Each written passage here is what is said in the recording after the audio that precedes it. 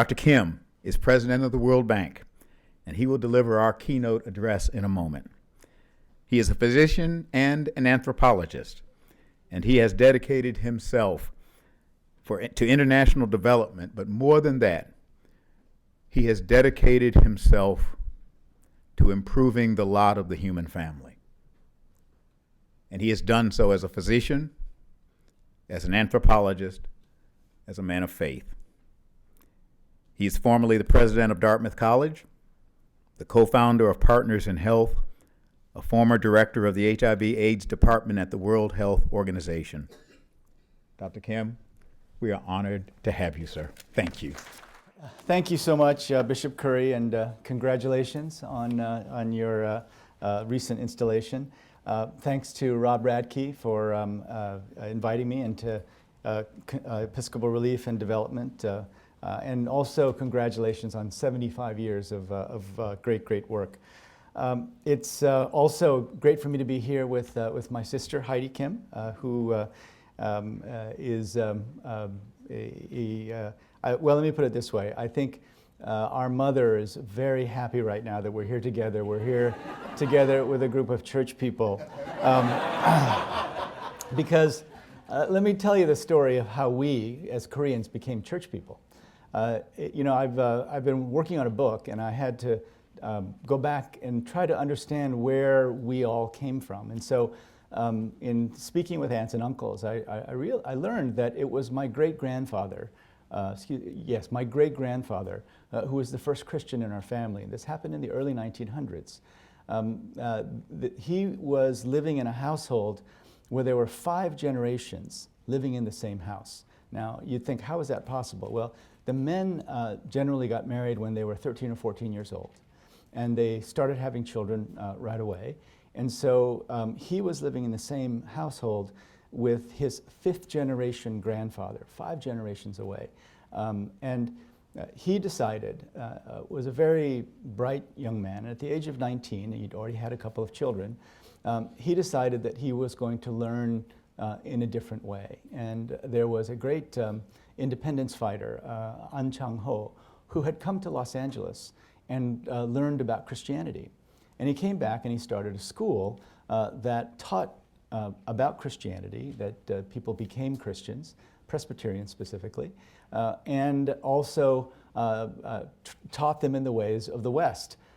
All 5 generations of my great-grandfather's household had been Confucian scholars. And so when my great-grandfather cut off his top knot, which is a symbol of being a Confucian novice, and told his great-great-great-grandfather that he was going to leave home and study with a Christian missionary, a Korean Christian missionary, that particular ancestor of mine, even though he was well in his 90s, walked out into the courtyard, picked up a large stone, walked into the house, and smashed the rice pot, and said that if my great-great-great-grandson is going to leave the Confucian tradition, I won't be able to face my ancestors anymore, and therefore our family shouldn't eat. Right?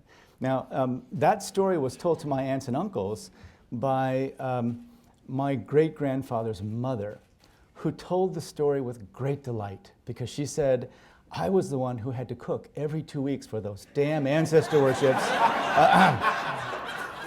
And what your grandfather did was the best thing that ever happened to me. Now, since then, so my great-grandfather was one of the first Christians in Korea. He was also involved in liberation movements and funded a group of Korean exiles in Shanghai to begin working against the Japanese occupation. And so the embrace of Christianity was not done so much because of Western influence. It was something that Koreans did themselves in order to fight their own colonization. So my uncle, who is a theologian himself, believes that much of the embrace had as much to do with individual sovereignty of a nation as it did with embracing Western ideas. But since then, our family's had many theologians, including my mother, who did her MDiv at Union Theological Seminary in the mid-1950s with Reinhold Niebuhr and Paul Tillich and others, ended up doing a PhD at the University of Iowa, where Heidi and I grew up, in Confucianism. And so what she, absolutely, yeah. So what she gave to us, and the question that she continued to ask Heidi and me is, given where we came from, when Heidi and I came to the United States, we had both been born in Korea, for me in the late 50s and Heidi in the early 60s. Korea is one of the poorest countries in the world. In 1963 and 64, the World Bank decided that Korea was so poor that it wouldn't even qualify for the lowest interest loans, that there was no hope for South Korea. It was the agrarian half of the nation.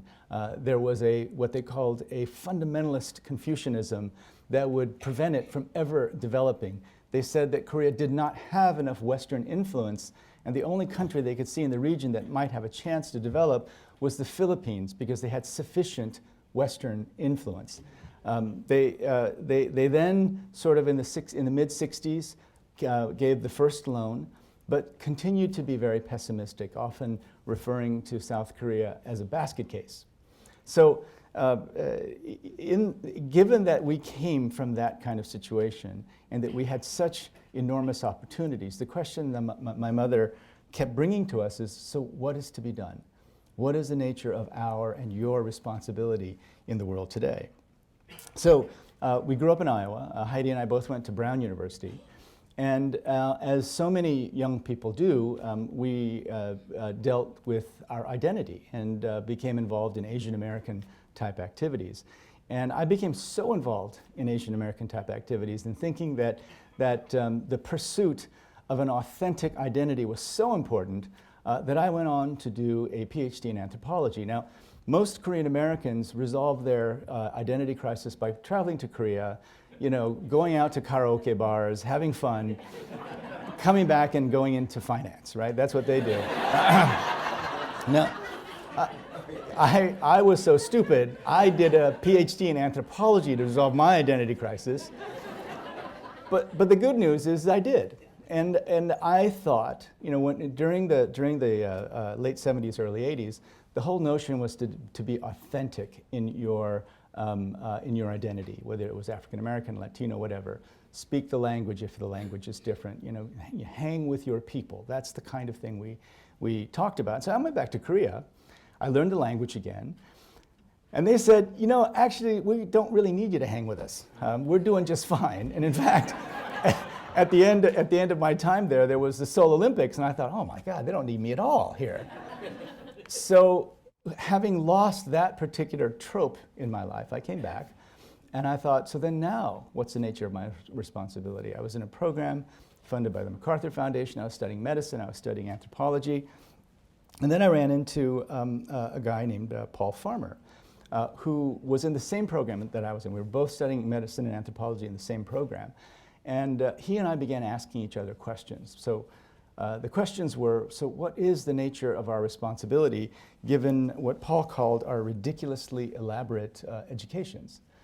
And Paul introduced me to the work of the liberation theologians. And let me read to you something from Jan Sobrino. Jan Sobrino is a Jesuit, and he was a faculty member at the University of Central America that in 1989 suffered this horrific slaughter of 6 priests along with their housekeeper. And ever since that time, Father Sobrino has been trying to make sense of what happened there and make sense of what is the responsibility of Christians, of Catholics in this case, in the face of poverty and certainly in the case of that particular incident of evil. And he writes this about his own coming of age. Further studies in philosophy and theology induced a rude awakening from dogmatic slumber. During those years of study, I and my fellow students went through Kant and Hegel, through Marx and Sartre, and engaged in serious questioning at every stage. To put it bluntly, we began questioning the God we had inherited from our pious Central American Spanish and Basque families. We delved into exegetical criticism and Bultmann's demythologizing, into the legacy of modernism and the relativism of the church, all of which took one logically to a profound questioning, not only of what had been taught by the church, but also of Christ.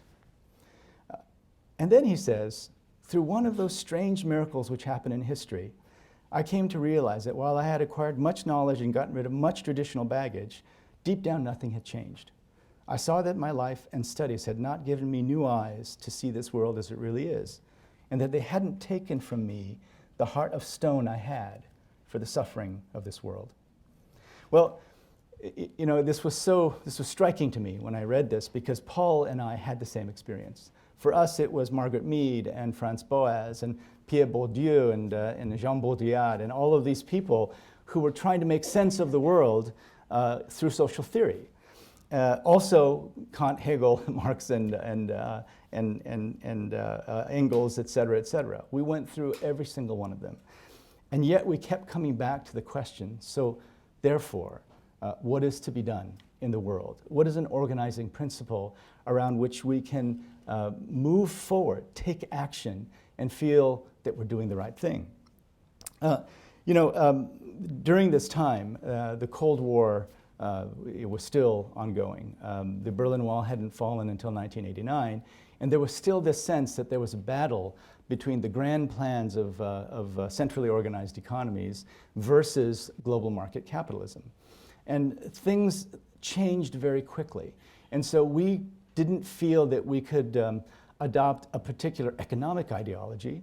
We didn't feel that any of the grand plans of the great political leaders were something that were enduring enough for us to be able to embrace it. So we came back to the work of the base communities. And by that time, Paul had already made his choice of what he was going to do. He was working in an Episcopalian base community in the Central Plateau of Haiti. And I went with him, and there it became very clear to me that with all these ideologies and ideas and grand theories that were running around, the one thing that made sense to us was the work of people like Father Gustavo Gutierrez from Peru, the work that happened in Medellin, the work that happened during these meetings in which they really put substance to this notion of a preferential option for the poor.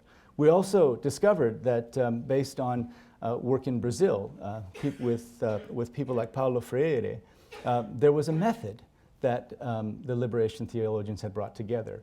And you know, it was really very simple: see, judge, act. So that when you engaged with poor communities, you didn't first start by doing programs. You first started by engaging with people and saying, what is the nature of your reality? What do you make of that reality? And then what is to be done? So the Freirean model, many of you know the book Pedagogy of the Oppressed, we actually used that as we entered community after community. Now, how does that work? How does that work in actual situations where you have to make decisions every day? And let me give you two examples. So things like providing food and healthcare and education were pretty straightforward. But in Lima, Peru, we discovered an epidemic of multi-drug resistant tuberculosis that probably any physician in the audience will know that it's one of the most difficult things in the world to treat. And we found an outbreak in a squatter settlement in northern Lima. And we went and talked to the people who ran the country and people who ran the healthcare system, and we said, hey, you've got an outbreak, and if you know anything about tuberculosis, you know that unless you treat the people who are sick, it will continue to grow. And not only did they tell us, not only did they not congratulate us for finding this epidemic, they told us that if we treated a single patient, they'd kick us out of the country. Complicated story, but the bottom line was, poor people are too poor. The cost of the treatment is too high. The complexity of the treatment is too high. You can't possibly do this. So just turn your head away and walk away. And if you don't turn your head away and walk away, because you're going to begin to show the weaknesses of our program, we're going to kick you out of the country.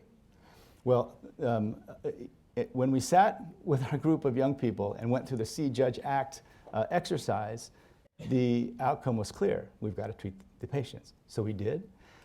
We made everyone in the global tuberculosis community furious at us because they had come up with a program for treating drug-sensitive TB that was beginning to be very successful, and they thought we were diverting attention away from that program. We won that argument. People are being treated now, but the situation's very severe because we started too late. And we didn't get our heads around the fact that even though they are poor people, this is the treatment they need and this is what we must do. Another example was HIV, and many of you in this room will remember what it was like in the late 1990s and early 2000s when we had treatment that was literally giving rise to the Lazarus effect. People who looked like they were dead started taking these medicines and miraculously came to life. But there were 25 million people in poor countries who were not going to get access to this medicine because it was too expensive. For us, it was so clear this was an easier treatment than drug-resistant TB treatment. Drug-resistant TB treatment is 24 months with an injectable. We give intramuscular injections 6 days a week for up to 12 months. HIV treatment, relatively speaking, was much easier. But the great leaders, and you can go back and look this up, some of the greatest leaders were saying, well, it's too complicated, it's too expensive. The head of an aid agency said, we can't treat people with HIV in Africa because Africans don't have watches. They know morning, they know noon, they know dark of night, but they don't have watches. To which the African group that he just visited said, we heard what he said, but the only one who was late to every meeting was him. Right? So we started a movement. And at the time, I was at the World Health Organization, and we established a target, 3 million on treatment by 2005. And when we established the target, we only had 2.5 years to get there, and only about 50,000 people were on treatment. It was an impossibly difficult target. And once again, the global public health community and everyone else were yelling and screaming at us. This is crazy. What are you doing? You're out of your minds. This is impossible. Well, by 2005, we got to 1 million. And I took personal responsibility for the failure. And we got to 3 million by 2007. So 2 years late is about the best that WHO has ever done on any target, but we got there. Today, 11 million Africans on treatment. Right?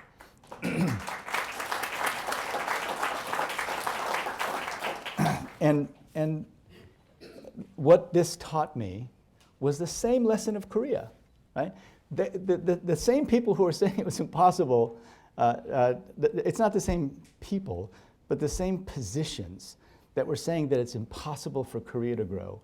We're saying it's impossible to treat drug-resistant TB. It's impossible to treat HIV. So at the World Bank, we've established 2 goals. The first is end extreme poverty by 2030. And the second is to boost shared prosperity. Everything else falls under that. But get your heads around this. We're the first generation in human history that can see the end of extreme poverty. No generation in the past has been able to do that. In 1990, 36% of people in the world were living in extreme poverty. And that old notion of the poor, they will always be with you, seemed to be locked into our heads. But now we've put an end date for poverty. Now, I think that the role of the faith-based organization is extremely important. We have 3 things that we need to do to lift everybody out of extreme poverty. The first is grow the economy, but not any kind of growth. We have to see economic growth that benefits the poorest. We have to invest in people. Now there's overwhelming evidence that investing in health and education is not just good for health and education, it's good for economic growth. The evidence is overwhelming and powerful, and it's now a central part of our strategy. And finally, ensure that people don't fall back into poverty through no fault of their own. This means tackling pandemics, it means tackling climate change, but it also means giving poor people cash. You know, we have found that when you give poor people cash, and in situations where they can do it, follow what those poor people do so that the next tranche of cash is based on things like keeping their kids in school, keeping their kids well fed, learning about public health. Conditional cash transfers, they're called. Not only do they help the people who directly get the cash, but they create economic growth in the region where we run these programs. And you know, because these programs are so controversial within the World Bank Group, we actually studied them and we asked the question, does this take away the desire to work? And the answer is absolutely not. It's in fact the first step in many, many very poor people entering the formal labor market. Right? So Grow, invest, insure. That's our plan. But we need you and we need your help. You know, I had the great privilege of meeting the Pope. And when I went to see him, I had a half-hour audience with him. There are a lot of things that have changed there. There's no more gold chains. They're all metal chains. There's wonderful, wonderful changes. And I've been working in Peru for many years, so I spoke some Spanish, and I spoke to him the whole time in Spanish. And I explained to him that at the bank, we have now adopted the notion of a preferential option for the poor. And he said, that's wonderful. That's my philosophy as well.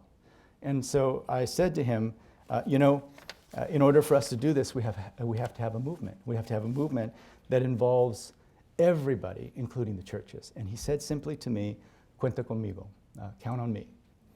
We need all of you.